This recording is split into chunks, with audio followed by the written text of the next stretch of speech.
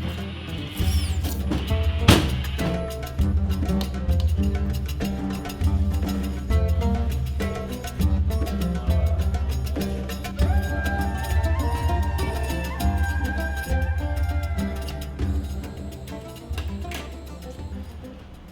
σας, ονομάζομαι Φίλιππος, είμαι από το Ιράκ.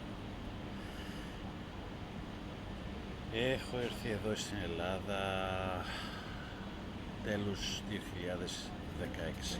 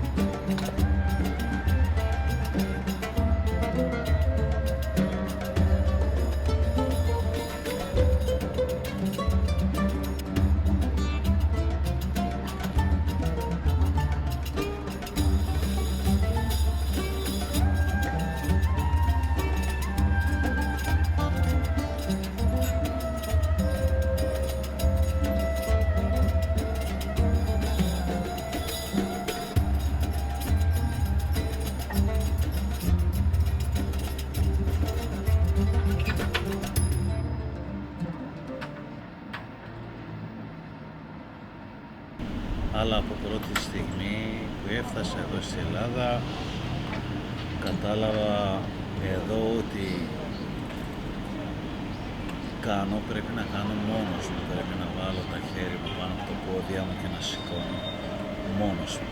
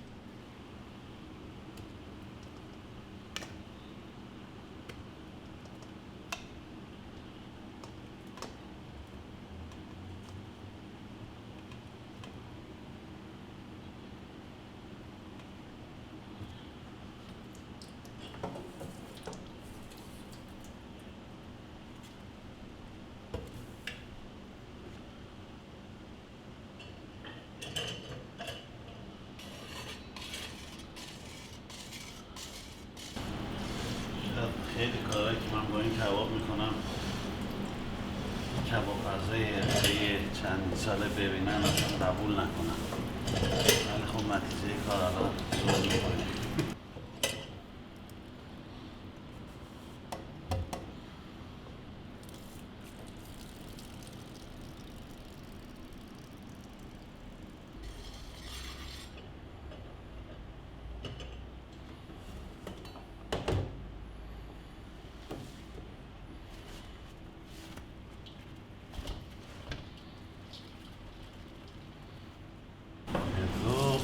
Τώρα εμείς βγάλουμε τα νερά από τα κερεμίδια που δεν μας χρειάζεται να το έχουμε μέσα στο μείγμα μας, γιατί δεν χρειαζόμαστε τόσο.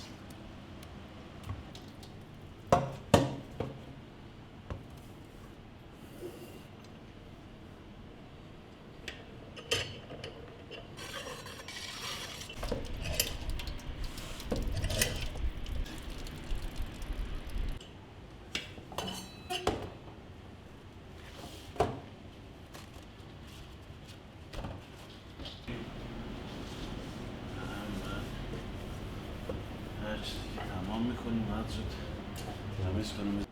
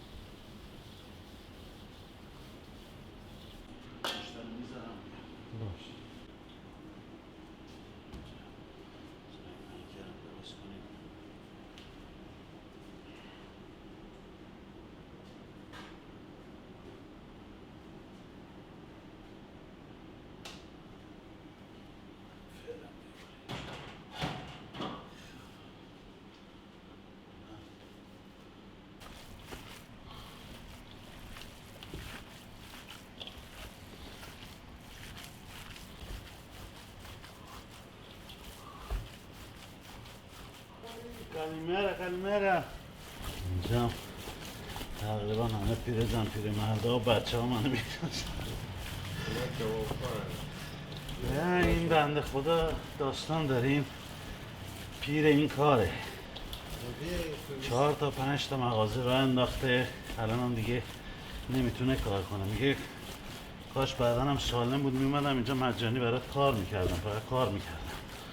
نانی اولین چی گفت دوست یونانیم توی یونان و شد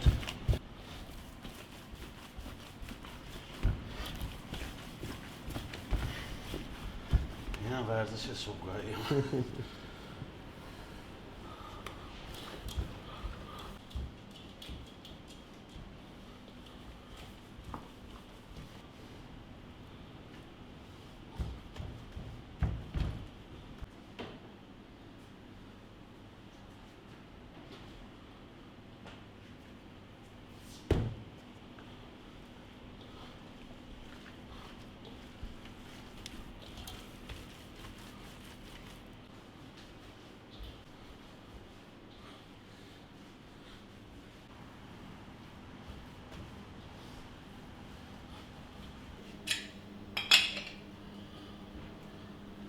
سیخونی کوبیده مرغ هم در اون بشه، اینو روشن کنم گرم شه تا وقت از دست ندیم. چون صبح که میام 5 دقیقه‌ش هم 5 دقیقه است برام، بخاطر اینکه همه چیز سر وقت تموم بشه. حالا یا دقیقاً ساعت 1 یا زودتر من آماده سرو باشم.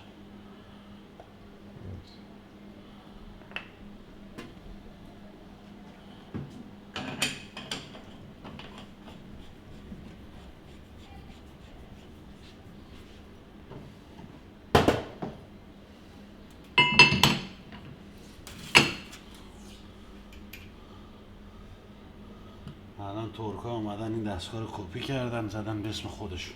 کلاً ایران اینا رو درست کردن، بچه‌های ایران اینا رو درست کردن، بعد حالا ترکا اومدن کپی کردن. انواع سوسیس‌ها اینا چون اجدادشون مغوله هاونای سنگی گوشت رو میکوبیدن.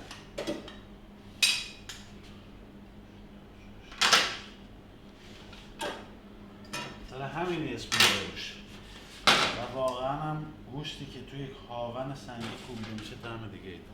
ذبح شده بزو با چربی توی هاون میکوبیدم، اصلا یه طعم دیگه داره.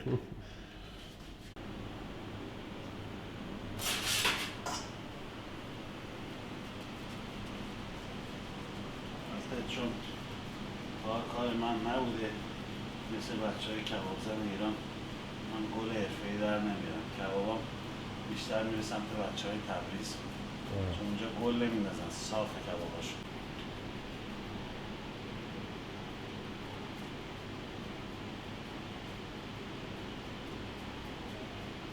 چون همینا هیچ کدومش کسی نبوده یادم بگه. نگاه کردم این ور اون ور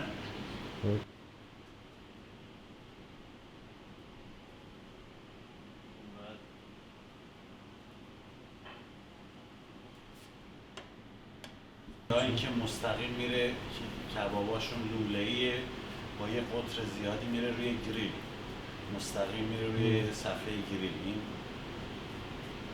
مثل این پخته نمیشه چون توی این سیستم شما اولا اون قطر گوشت نداری که داشته باشی، هم قطر زیاد هم که داشته باشی، باز به خاطر که این سیخ داغ میشه فلزه، این همزمان از داخل هم میپزدش. ولی اونجا هیچ چیزی وسط اون کباب نیست که بخواد از داخل بپزدش. پس برای همین باید مدت زمان زیادتری روی گریل نگرش داره، خوش میشه. Saat 11. Το κρέας που χρησιμοποιούμε εμείς, παράδειγμα αυτό το μείγμα είναι μείγμα το κεμπάπ κοτόπουλο. μερικοί χρησιμοποιούν ολόκληρη κοτόπουλο συν πέτσα του. Βέβαια, θα πάει πιο εύκολα, αλλά δεν θα έχεις καλύτερη ποιότητα. Εμείς δεν το χρησιμοποιούμε αυτή τη πέτσα μέσα στο κύμα κοτόπουλο μας. Είναι ολόκληρο κοτόπουλο, καθαρίζεται, ξεκοκαλίζεται και μετά γίνεται κύμα χωρίς πέτσα. Το ίδιο είναι για το κεμπάμπ ανάμειχτο μας. Δεν χρησιμοποιούμε ένα κρέας που είναι εύθυνο. Για κομμάτι που είναι από πρόβατο, ξεκοκαλίζεται ολόκληρο πρόβατο. Χρησιμοποιούμε ολόκληρο πρόβατο μέσα. Δεν χρησιμοποιούμε ό,τι να είναι για να μας πάει πιο εύθυνο. Όχι. Εδώ μας είναι σημαντικό πάρα πολύ για μας, για πρώτα απ' όλα είναι ποιότητα. Και να δώσουμε ένα προϊόν με πάρα πολύ καλή ποιότητα και υγιεινό.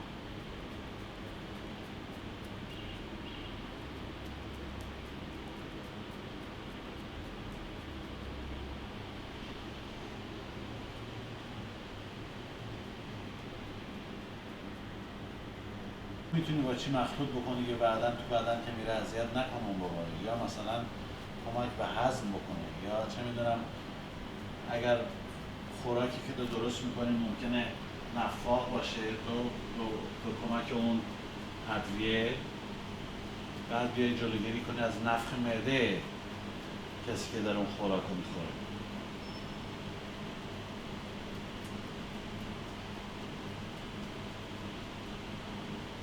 چون ما وقتی برمیگردیم تو فرهنگ باستانی ایران ما خوراک رو هیچ وقت نداشتیم فقط به خاطر اینکه سیر بشیم. خوراک توی فرهنگ ایران جنبه دارو رو داره. چون شما به وسیله خوراکی که میای بالانس بدنت رو حفظ میکنی یا بدنت خیلی سرد میشه، خشک و سرد و یا خشک و گرم یا تر و گرم یا تر و سرد میشه یا بالعکس میشه. خاطر همین نیومدن اینو با اون قاطی بکنن یه خوراکی درست بکنن تو اون منطقه بشه خوراک اصلیشون. فرض مثال جنوب کشور به خاطر اینکه دریایی معمولا زیاد میخوره مثل فعلا برای گرفتن نداری. یه ایده دیگه که داشتم ببرم یه مقدار کباب آماده بکنیم به صورت لقمه‌های کوچیک توی میدون مونسترکی پخش بکنیم. میرم 4 تا ایستگاه بالاتر از مونسترکی 6 تا یا 5 تا ایستگاه ما فاصله داریم از مونسترکی میرم با یه قیمت خیلی کمتری میتونم سیر بشم و یه غذای با کیفیتی میخورم بلند میشه میاد. Τώρα γεμίσουμε τη θήκη το μηχανή που μας βάζει το κιμά πάνω από τις βέργες και που μας φτιάχνει το κεμπάπ με τη μορφή που θα βλέπετε. Αυτή είναι η θήκη του μηχανή, το γεμίζουμε καλά και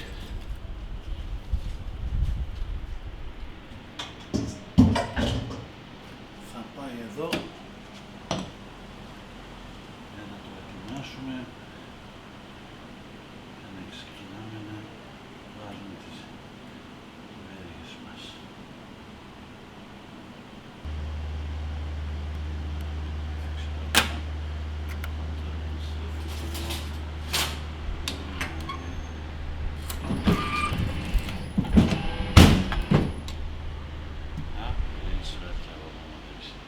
Και έτσι μας βγάλει καθαρό και ωραία και γρήγορα το κιμά πάνω από τη βέργη.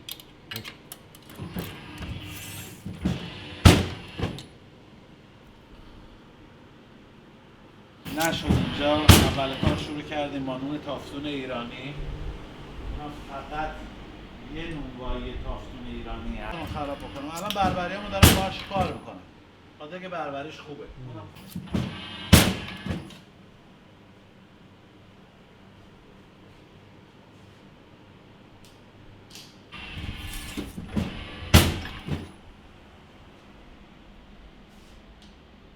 کار میکنم.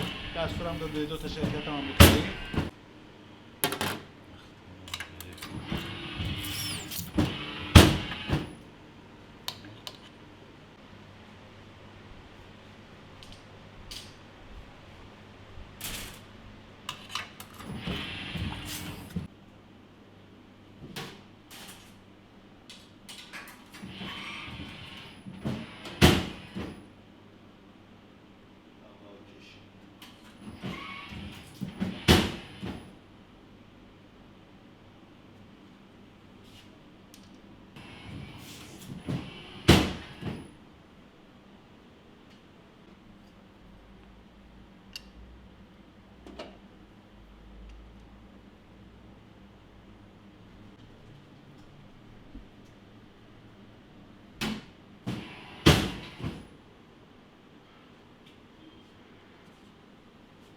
اون پیستون گوشت هول بده داخل این قالبان. داخل یه پیستونه اینجا گوشت هول بده داخل قالب.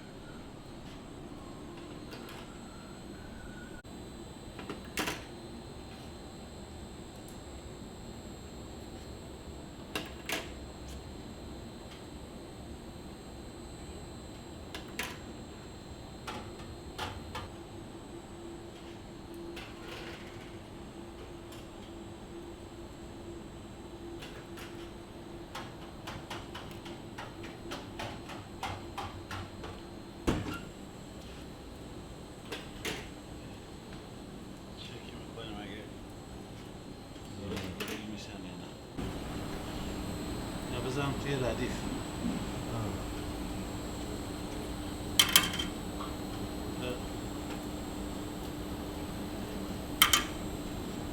مراقبشون آسیب نبینه.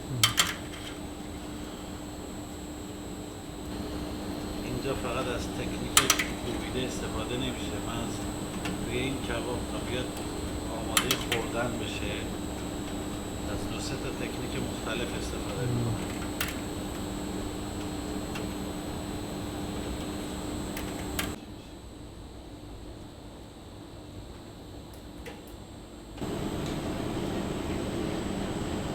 شما دست رو نگرفتید بعض درست بخش نمیشه، خورد درست نمیگیره میفته. اینجوری صافش میکنم بعد بتونیم قسمتش که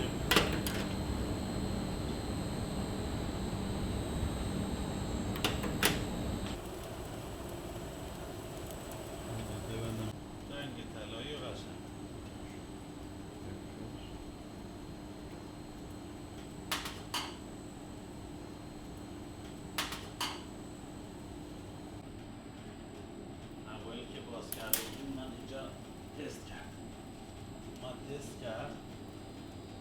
گفت اصلا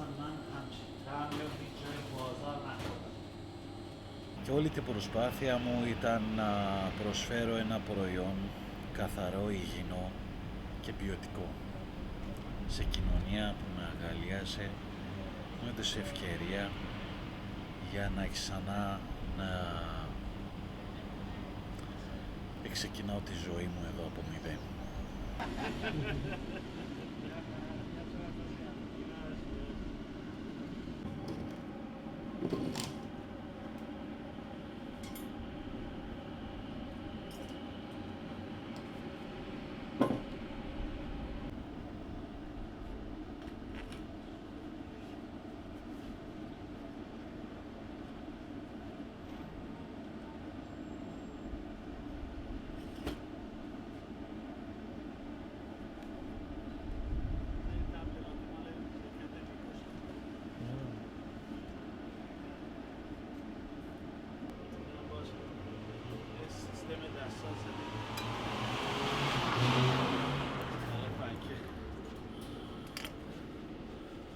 اول خریدمش با پایه دیواری برای توی مغازه، بعد به واسطه یک حرارت زیادی که بالا جمع میشه روی سقف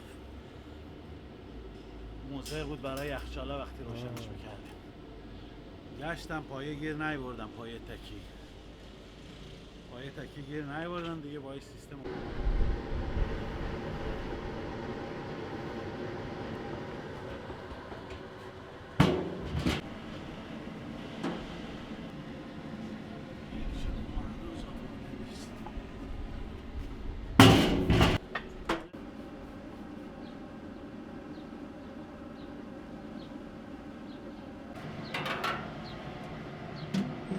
بشکه‌های خالی بوده. درست شکل کردن، رنگش کردن.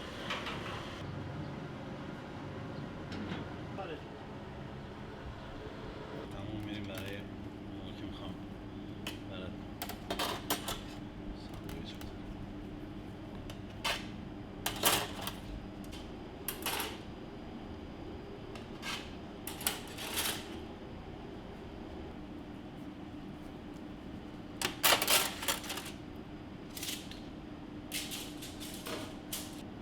فوق‌العاده پنبه‌ای.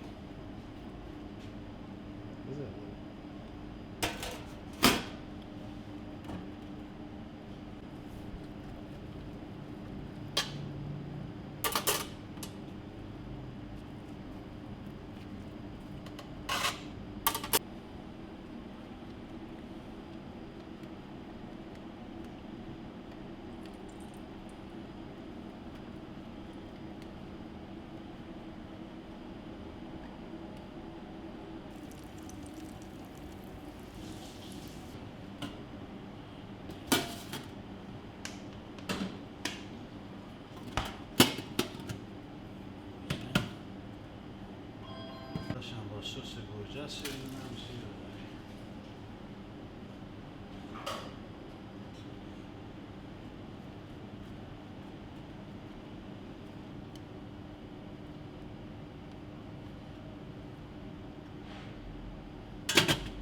فلافل کاهو هم داره توش.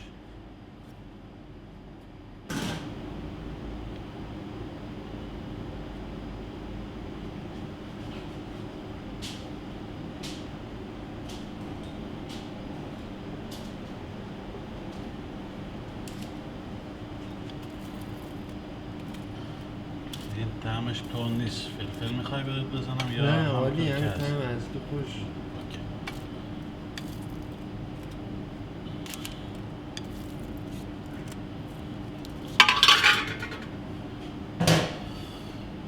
یه ذره نمی‌کنه میخواد.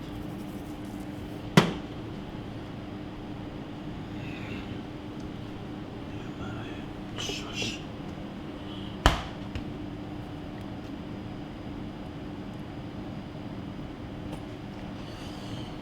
جمعه.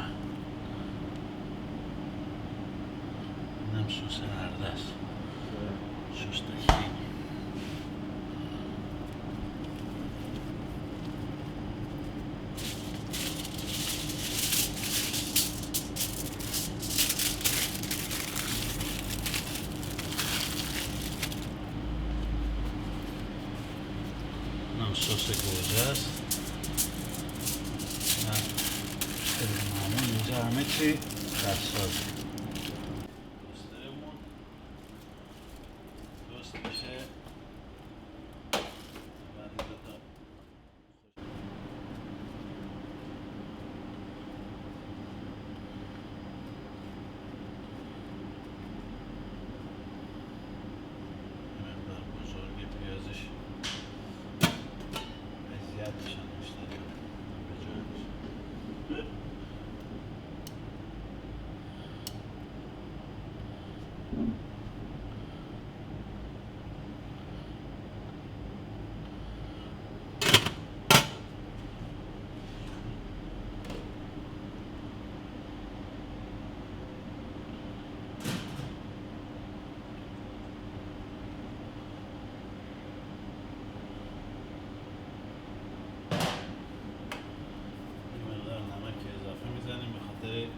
گوجه و پیازی که نمک نداره ملا خود کباب نمکش به اندازه است.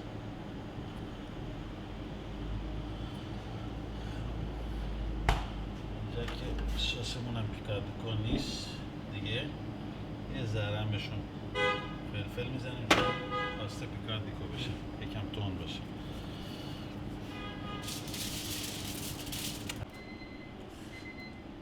برای مردم خوبه.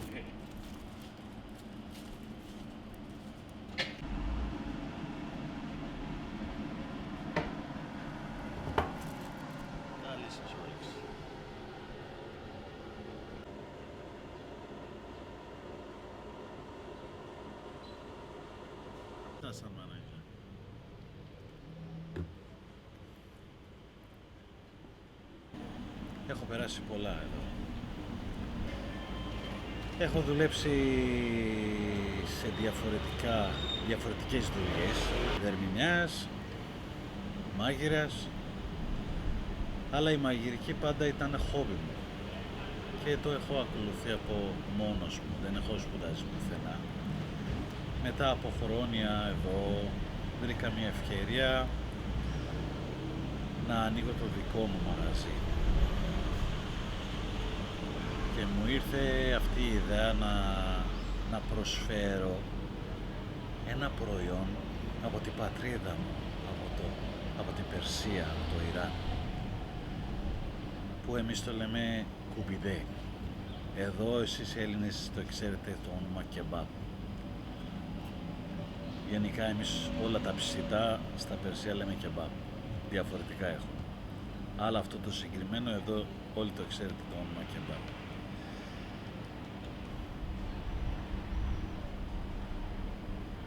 Όταν πήραμε απόφαση και μου ήρθε αυτή η ιδέα μετά από πολλές δοκιμές, φτιάξαμε 3 προϊόν εδώ.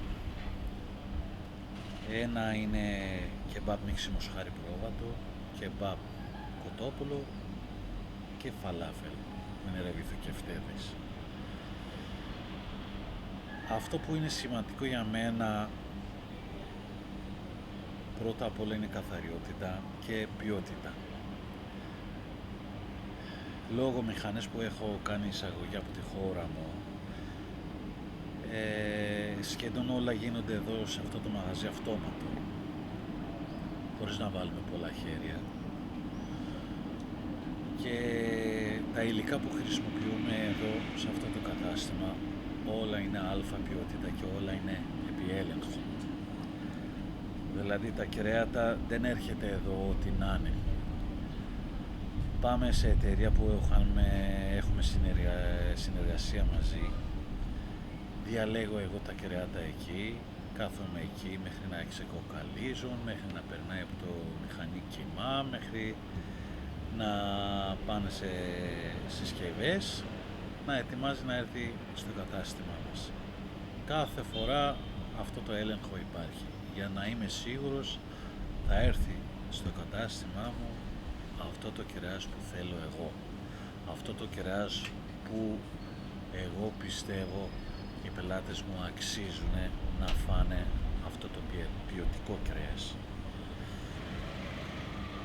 Και αυτά, δεν έχω πολλά άλλα να σας πω. Έχουμε λίγα και καλά και πάντα με βοήθειά σας και στήριξή σας προσπαθούμε κάθε μέρα να είμαστε καλύτερα από εχθές. Να μπορούμε να κερατάμε για πάντα τη γεύση μας, την ποιότητά μας και τα πάντα χρησιμοποιούμε φρέσκα, δηλαδή και από τα μπαχαρικά, από τα κρέατα, τα πάντα είναι φρέσκα εδώ. Ελπίζω να μας βρείτε εύκολο, μπορείτε να έρθετε εδώ, να δοκιμάσετε, χαρά μου πάρα πολύ να σας δω και από κοντά και αυτά.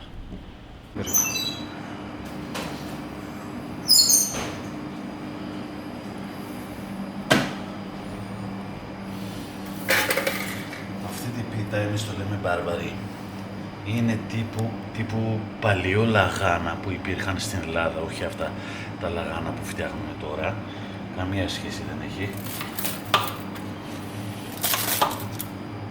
Άκου τη φωνή.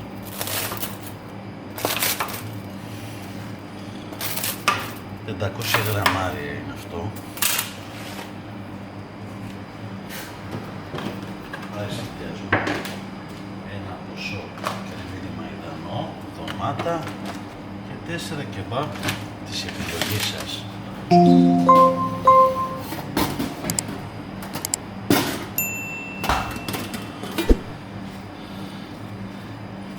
Και όποιος αγαπάει τις πατάτες, έχουμε καλύτερες πατάτες, μπορεί να παραγγείλει ξεχωριστά. Γιατί εγώ πιστεύω πατάτες μέσα στη μερίδα ή μέσα στο τυλιχτό χάνεις τις γεύσεις.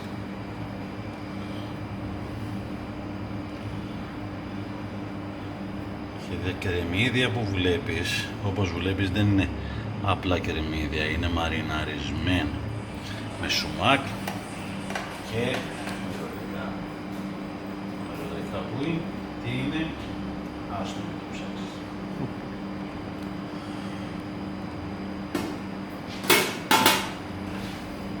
Λιγάκι αλάτι, λιγανάκι μας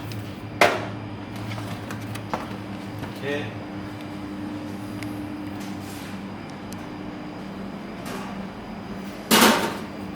πάμε με 4 κεμπάπ.